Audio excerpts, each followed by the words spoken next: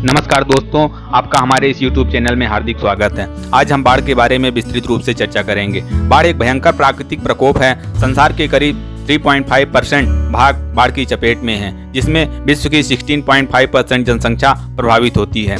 केंद्रीय जल आयोग की रिपोर्ट के मुताबिक भारत में प्रतिवर्ष 25 लाख हेक्टेयर क्षेत्र बाढ़ प्रभावित होता है, जिसमें तथा 31 लाख हेक्टेयर फसल क्षेत्र भी खराब हो जाती है, जिससे 2.1 अरब रुपए की क्षति होती है।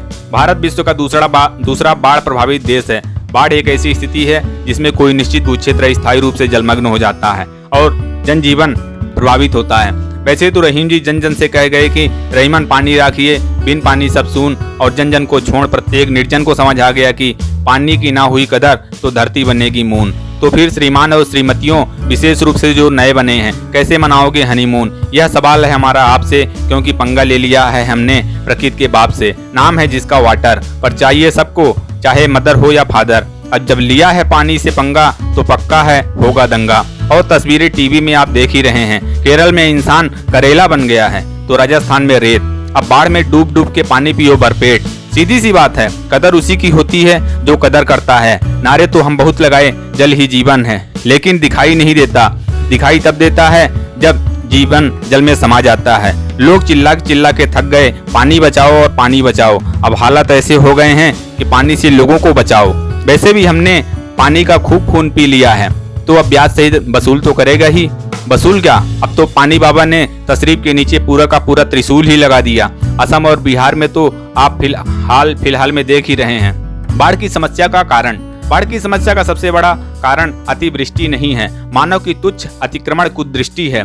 ऐसा नहीं है कि बारिश भारत में पहली बार हुई है। कारण यह है कि देश की आबादी निरंतर बढ़ रही है, ठीक वैसे ही जैसे रामायण में हनुमान जी की पूंछ बढ़ती चली गई। बस अंतर यह है कि उस बढ़ी हुई पूंछ से लंका जलाई थी, और यह बढ़ती हुई आबादी की पूंछ ही बाढ़ का कारण है। छोटे छोटे नालों से लेकर बड़ी बड़ी नदियों के किनारे को इंसान की जमीनी भूख और आवश्यकता खा गई है। बड़ी नदियां बारिश के दिनों को छोड़ दें तो कहीं पर एक नाले के समान दिखाई देती हैं, तो किसी स्थान पर अतिक्रमण ही खा चुका है। नाले के ऊपर तो सुंदर सुंदर होटल और आशियाने बन गए हैं। आप ही बताएं, बाढ़ नहीं आएगी तो क्या आएगी?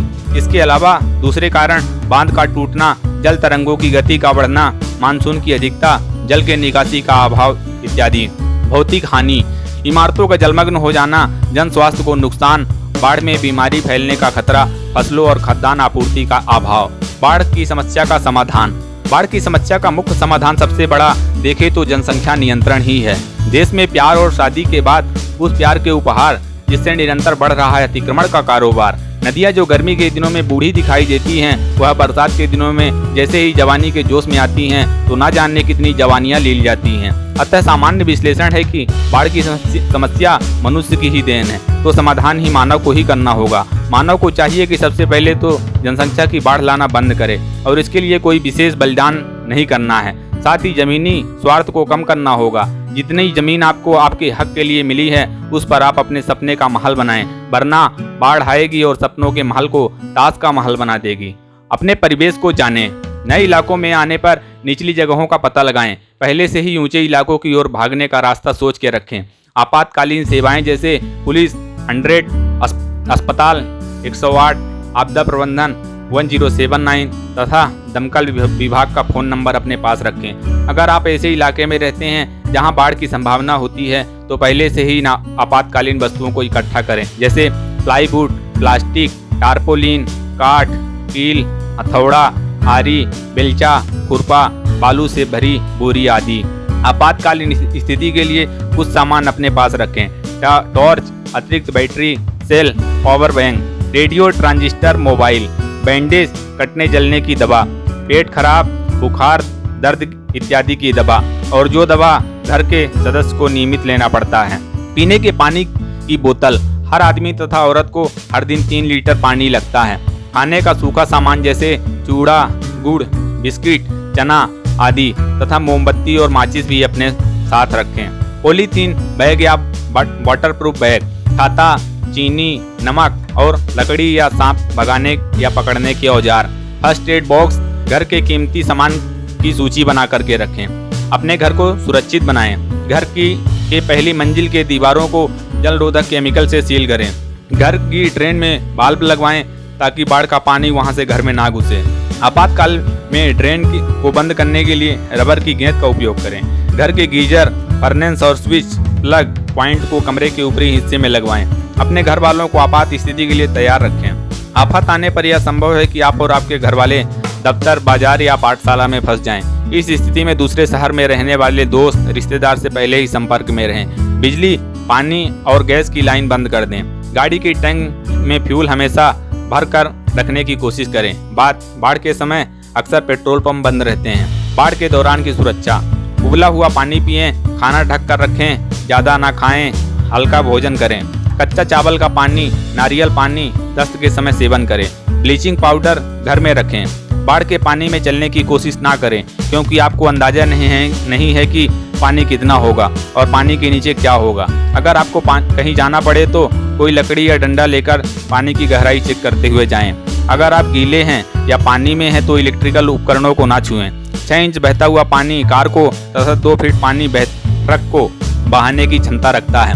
अगर जगह खाली करनी हो तो सबसे पहले गर्म कपड़े, जरूरी दवाएं, कीमती वस्तुएं निजी कागज वाटरप्रूफ बैग में डालें। बिजली का मेन पावर बंद करें। सुरक्षित जगह पर जाते समय शौचालय में बालू से भरी बोरियां डाल दें।